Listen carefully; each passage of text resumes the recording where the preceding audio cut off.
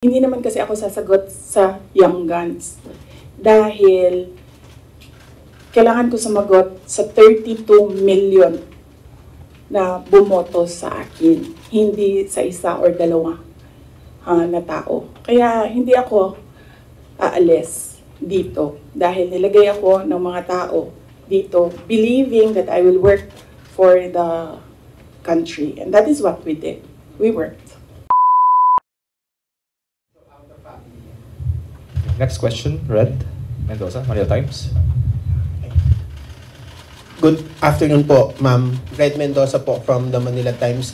Ma'am, si Congressman Jill Bongalon of the Ako Bicol Party List said na kung hindi naman daw po kayo interested sa trabahong ito, mag-resign na lang daw po kayo. Sabi din po ni Kong David Suarez, Deputy Speaker David Suarez, na most of the congressmen felt na the Vice President, kayo daw po, with all due respect, ma'am, sabi po, mag-resign na lang daw po kayo kasi parang hindi kayo interested sa trabaho, ma'am. Ano po ang inyong masasabi dito sa sinabi ng quote-unquote young guns of the Congress? Oo. Actually, kung mapapansin nyo, hindi ako nakikipag-usap sa kanila. Nakikipag-usap lang ako kay Zaldico at kay Martin Romualdez. Pero pagbibigyan kita, Red? Yes po. Yes, pagbibigyan kita. Gusto nila mag-impeachment, diba? So apparently, pakiramdam ko at sa tingin ko sa mga nangyayari, wala silang kaso for impeachment. Kaya sila nandyan. Kaya sila sige hanap ng kung anong gagamitin nila. Ngayon, ang track ni Franz Castro, ni Trillanes, is impeachment. Gumawa sila ng isa pang track na resignation. Parang papalabas nila, impeach ka namin for wrongdoing, whatever. And then, itong isang grupo na ito, umalis ka dyan. Kasi kapag hindi ka umalis, kapit-tuko ka. Pero, hindi naman kasi ako sasagot sa Young Guns. Dahil, kailangan ko sumagot sa 32 million na bumoto sa akin, hindi sa isa or dalawa na tao. Kaya, hindi ako aalis dito dahil nilagay ako ng mga tao dito believing that I will work for the country. And that is what we did. We worked. Follow up lang po, ma'am. Kasi pakiramdam daw po nila, ma'am, meron daw po mga section ng 32 million ang nawalan na po ng tiwala sa inyo. And specifically po, from the Marcos loyalists who voted you po with the tandem of your ex-friend, President Bongbong Marcos. Ano pong inyong pakiramdam po, ma'am, na parang yung iba po sinasabi ay quote-unquote nabudol dahil sa inyong tandem, ma'am? Hindi ko nasasagutin yan. That needs a sit down. Next. Next question, Ms. Giselle. Online. GMA News Online. Good afternoon, ma'am. Regarding your Calaguas trip po, ma'am, can you give any clarification regarding this? Kasi may mga nagsasabi daw po na during or before no House plenary deliberations, nag-beach trip daw po kayo. Doon ako sa Calaguas. Isasagot ko nga sana yun doon sa isang question, no? I visited island barangays and kung tatanungin niyo ako ano yung problema, unang-una, ganun pa rin, access to medical care. Dahil island barangays sila, usually pag nagkakasakit daw yung mga tao doon, hindi na nagpapagamot. Doon na lang din sila namamatay. Then pangalawa, internet access. Kuryente, wala silang kuryente doon. Generator ang gamit nila. Pag walang capacity para gumasto sa gasolina, wala talagang kuryente doon sa gabi.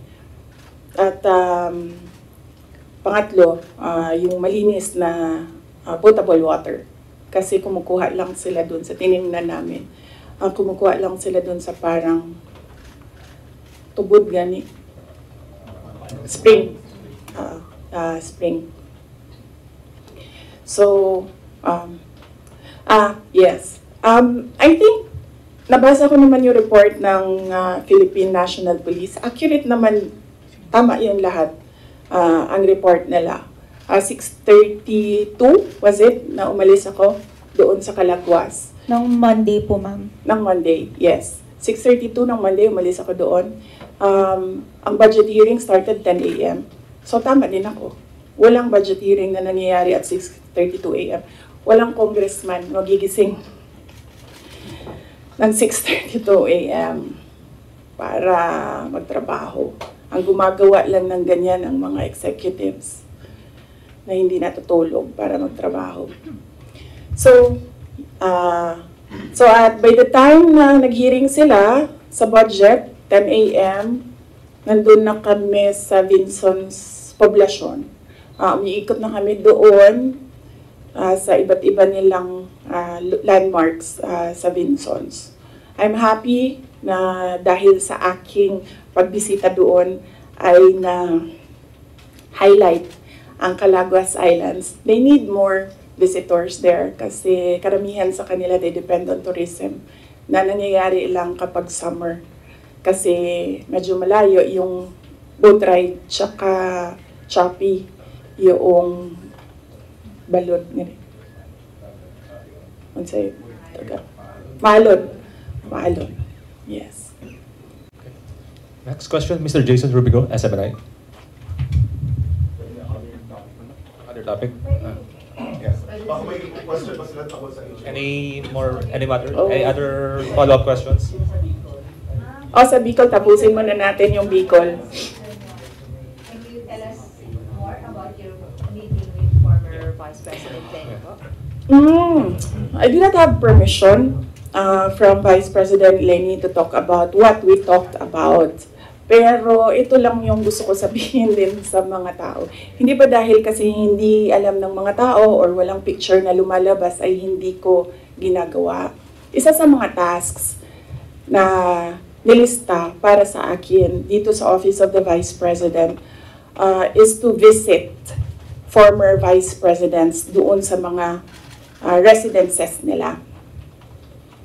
Ang una kong nabisita, syempre, hindi alam ng mga tao kasi wala namang lumabas na picture, but mag-excuse lang ako sa family. Binisita ko si former Chafisto Gingona, former Vice President Chafisto Gingona sa bahay nila. So I was welcomed there by the family. Nakausap din kami ni Sir. And then, next was former Vice President Erap Estrada. Binisita ko din sa bahay niya. Anong purpose ng pagbibisita ko? Nagpapakilala ako sa kanila. Nagsasabi ako na ako yung Vice President. At sinasabihan namin sila as former Vice Presidents, we owe it to them na kung may kailangan sila, susuportahan namin sila, yung opisina ng OVP. And we invite them to lend us memorabilia para sa Office of the Vice President Museum. So binisita ko si former President Erap Estrada sa bahay niya. Binisita ko si former Vice President Gloria Macapagal Arroyo sa bahay niya. And then ngayon, I had the opportunity to visit Vice President Robredo sa bahay niya. So dalawa na lang, and I still have 4 years to go. Dalawa na lang ang hindi ko pa nabibisita sa bahay nila. Si former VP Binay and former VP De Castro. Follow-up? Yes. Jason. Ma'am, yung comment niyo po doon sa sinabi po ni spokesperson ni Vice President Lenny na si Sir Barry na feel nila nagamit po sila, nagamit po ninyo sila. Hindi ko na sasagutin si Barry. Kung meron akong sasagutin, dito lang ako sa taas. Si Vice President Lenny, or si President Marcos, or si Zaldico, or si Martin Romualdez. Yeah. For clarification, ma'am, yung meeting with Vice President Lenny, was it planned po or hindi planado yung pagpunta po natin doon?